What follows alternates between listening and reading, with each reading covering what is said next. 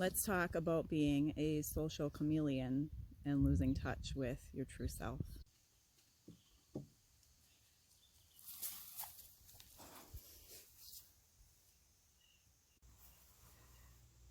And we are back to our regularly scheduled programming of talking about INFJ weaknesses. I had a few other things to talk about the last few weeks, and I took a couple weeks off because I was doubting myself because of a few comments about what my personality may actually be. So either way, I've tested and retested and tested 10 years ago and then several times recently, and INFJ is always what I get. So I'm just going to talk about that. And whether or not I'm right, whether or not the tests I've taken are right, I guess it doesn't really matter. I read through the list again of weaknesses, and I chose this one today because it resonates with me and I think that it could be interesting to talk about. So we're talking about being a social chameleon and losing touch with your true self. So yeah, we can kind of blend ourselves into a social situation, and we can kind of become, like they say, a chameleon to blend in, and we can appear extroverted or introverted depending on what the situation calls for and what kind of how our mood is that day. So sometimes we can appear to be different people in a different situation, and that might be why every single person that I watch on YouTube that claims to be an INFJ always has somebody in their comments saying, well, I think that you're this personality type. I don't think that you are what you claim to be. I think you're this and that for these reasons, because we can adjust ourselves to fit into a situation and sort of put on a character, sort of, just to fit a situation. So we kind of have the ability to gauge a room. When we come into a room with a group of people, we can feel what the mood is, we can feel the situation, and you can kind of adjust yourself to fit into that because, there is, and I've talked about it before, we have this, deep need and desire for harmony and peace wherever we are. So we get into a room full of people or into a social situation, and we will adjust ourselves, adjust how we're going to react to things to fit that situation and to make that situation more peaceful. And then the other part of it is because, you spend a lot of time and if you spend a lot of time with other people and in social situations, for example, I work in a very social job, I work in a salon, there's lots of people in and out. My children are busy in sports, so I'm with people. You're constantly absorbing and feeling other people's emotions, and it can make it difficult to distinguish your own. So you end up taking on other people's stuff, and then, it makes it difficult to identify what is actually my emotion. And then what ends up happening if I spend a lot of time in social situations over and over and, spend a lot of time at work, I have a house full of people, I have lots of personalities. Like I mentioned before, my house is full of extroverts. I have 3 children and my husband, and they're all extroverts. They're all very vocal and very busy, and they love life. And I can kind of lose who I really am because I end up melding myself to fit into that, like talkative, loud, excited personality. And not that I'm not an excited person, but I prefer to be a little bit more quiet and contemplative. And when you spend a lot of time with people like that, your personality starts changing a little bit and kind of melding into what they are to fit into that social situation that you're in. And the same thing at work. Or at work, I end up being kind of an entertainer because obviously I have clients in my chair and you have to have conversation, and small talk is difficult. So then I'll try to, entertain, tell funny stories, make jokes, that sort of thing. So I end up looking like, you know, an entertainer.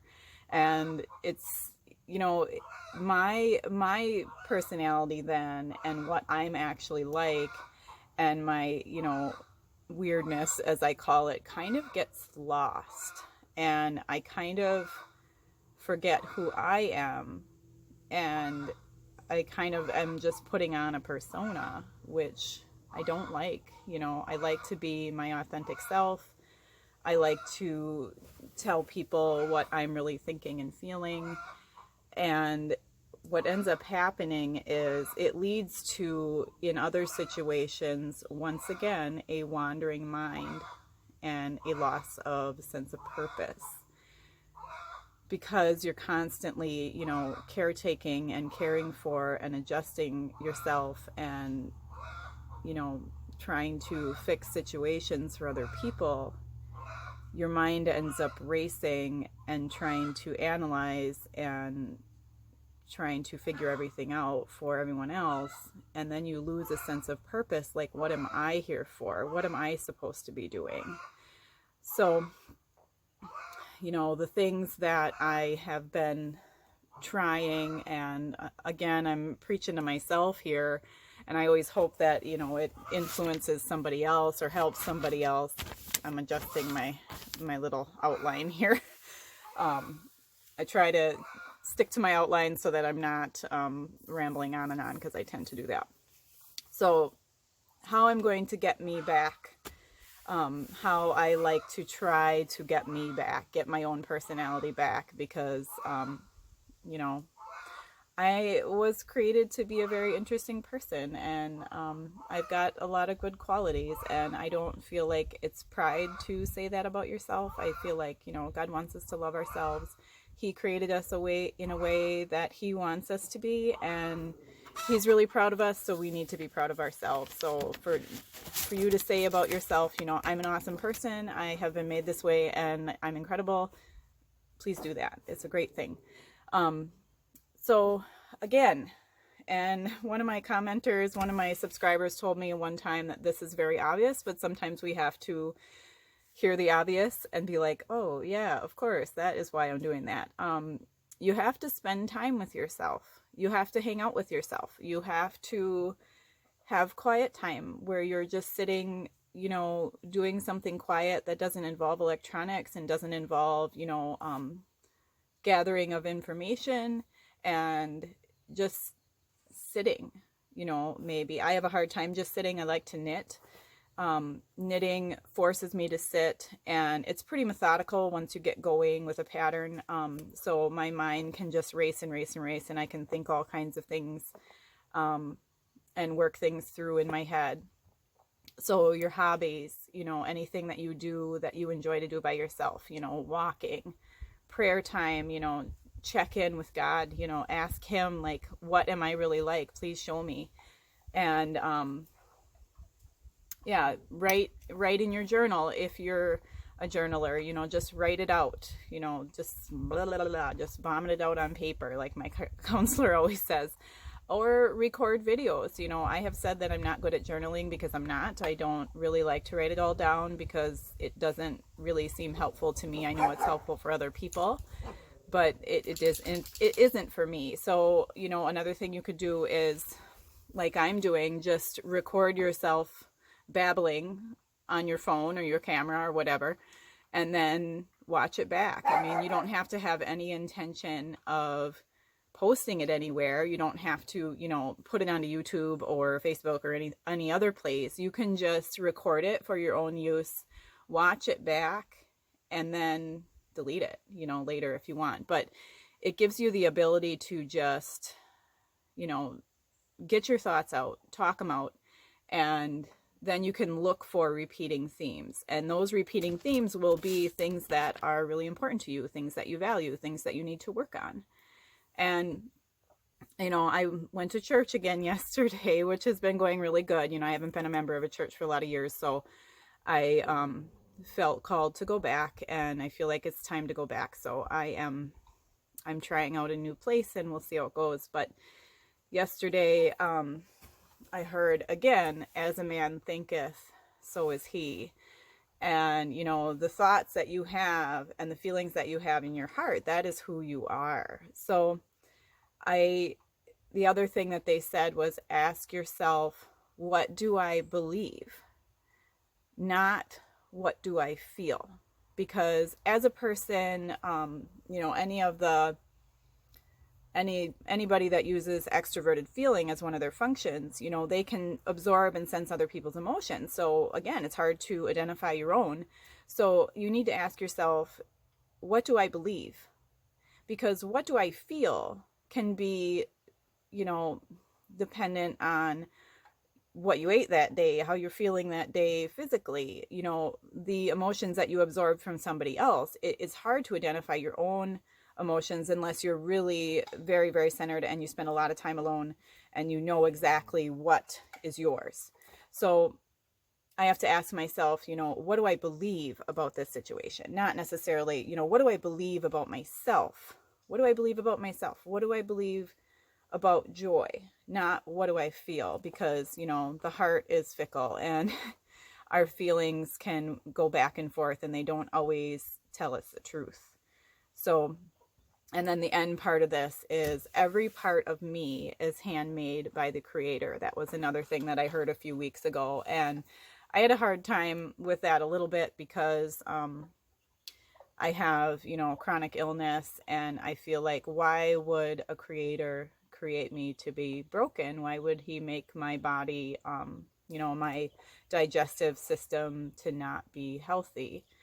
But I'm going to take, you know, so I'm going to do a video about that a little bit later and just with my thoughts on that. But I'm going to take that every part of me is handmade by the Creator as, you know, my personality and my experiences and the way that I process things and the way that you process things is made, handmade, put together for a reason so that you can reflect God's light in the best way.